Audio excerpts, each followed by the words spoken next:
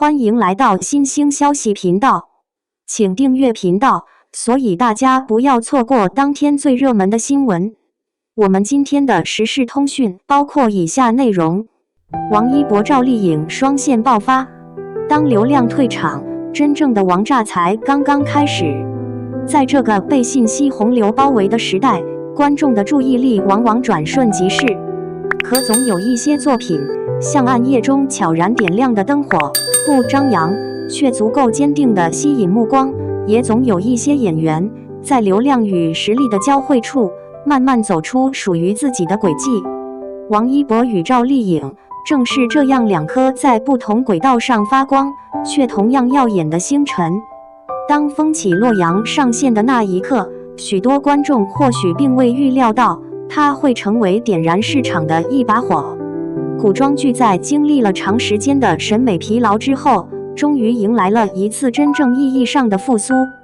緊湊的節奏、精緻的畫面、充滿質感的布景與鏡頭語言，讓人幾乎沒有喘息的機會。短短前6集，便引得無數觀眾一口氣追完，仿佛稍一停下，便會錯過重要線索。而在這一切背後，王一博的存在感並不喧嘩，卻異常穩固。他並非以誇張的情緒博取眼球，而是用克制、冷靜，甚至略顯疏離的方式，將角色一步步鋪陳開來。那是一種需要耐心去體會的表演，也是一種對觀眾審美的尊重。從《陳情令》到《有匪》，再到《風起洛陽》，王一博的作品數量並不算多，卻幾乎每一部都留下了清晰的痕跡。他不是那種急於證明自己的演員，而更像是在不斷試探邊界，在流量標籤之外尋找屬於自己的位置。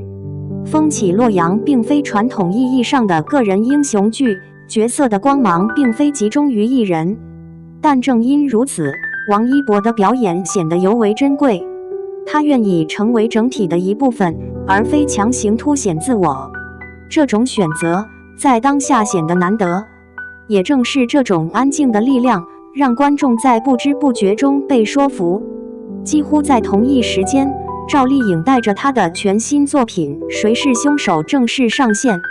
這並非一部輕鬆的作品，相反，它冷靜、壓抑，充滿心理張力，與傳統意義上的流量劇保持着明確距離。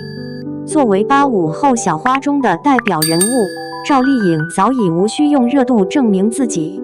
她更關心的是角色的厚度與故事的分量。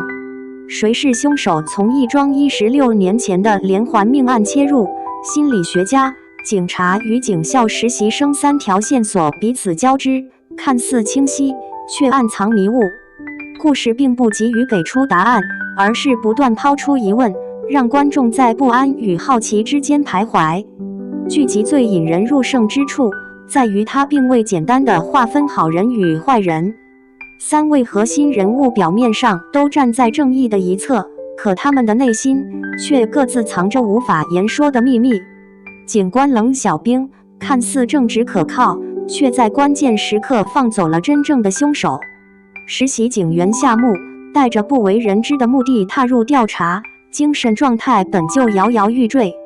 心理醫生沈宇理應是治癒他人的存在，卻仿佛與過往的黑暗有着千絲萬縷的聯繫。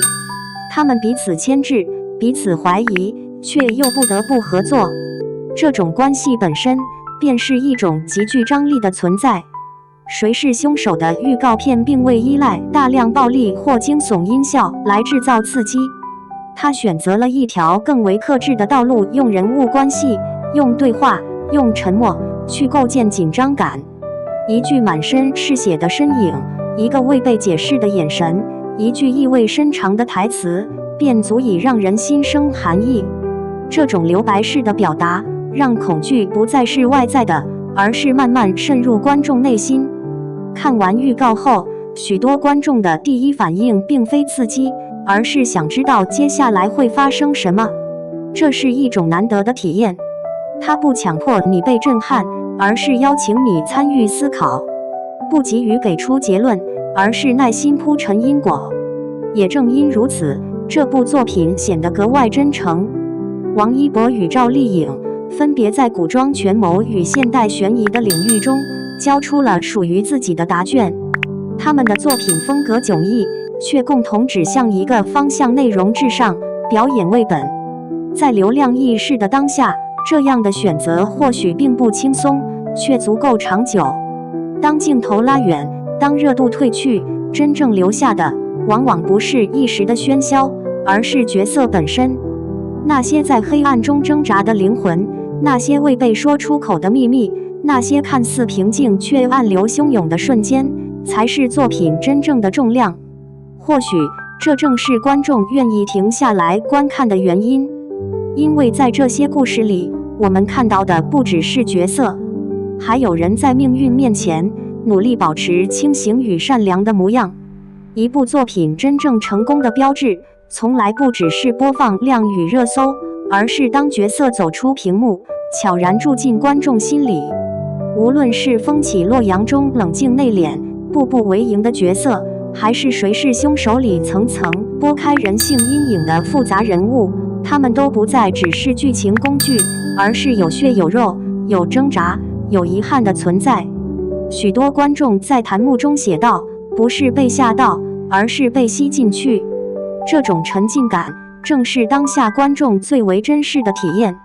在劇集播出後，網絡上的討論迅速升溫，卻並非一味的狂歡式吹捧，而是一種帶着欣賞與尊重的評價。有網友這樣形容王一博的表現：他不需要用力證明自己，站在那裡本身就很穩。雙引號。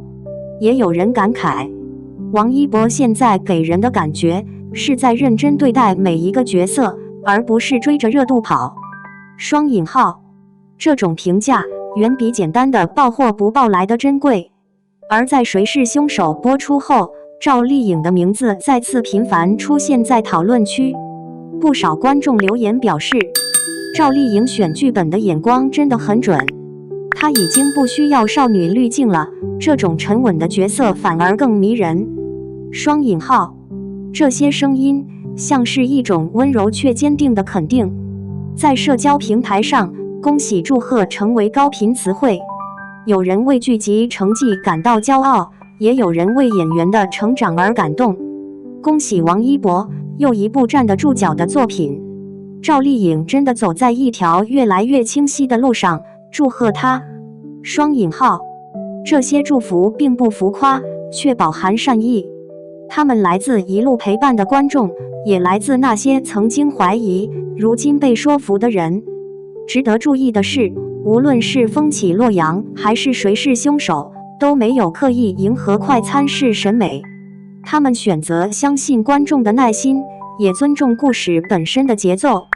有網友評論道：“終於有一部劇不把觀眾當成只想看爽點的人。”雙引號。也有人寫下，這種劇可能不會一開始就炸，但會越看越上頭。雙引號。這或許正是當下影視環境中最難得的勇氣。即便故事並未刻意強調情感線，但人物之間若有似無的聯繫，依舊引發了大量討論。不是為了嗑，而是因為關係本身足夠耐人尋味。有人分析角色的眼神，有人拆解台詞背後的含義，也有人在評論區輕聲感嘆：他們之間好像什麼都沒說，但什麼都已經發生過。雙引號。這種被激發的想象空間，讓作品的生命力得以延伸。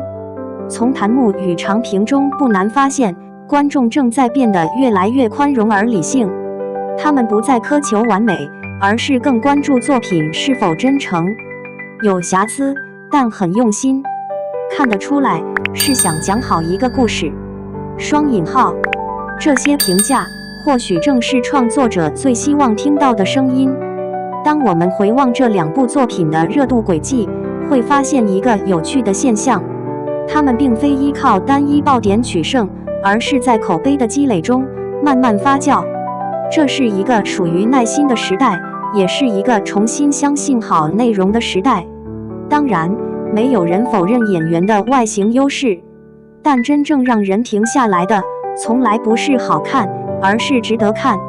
當美顏成為起點，而非終點，演員才真正開始走向長遠。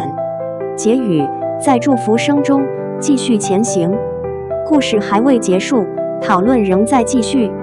而無論未來如何，這一階段的成績都值得被認真記住。記住那些用心打磨的角色，記住那些在黑暗中尋找真相的瞬間，也記住觀眾在屏幕另一端給予的掌聲與祝福。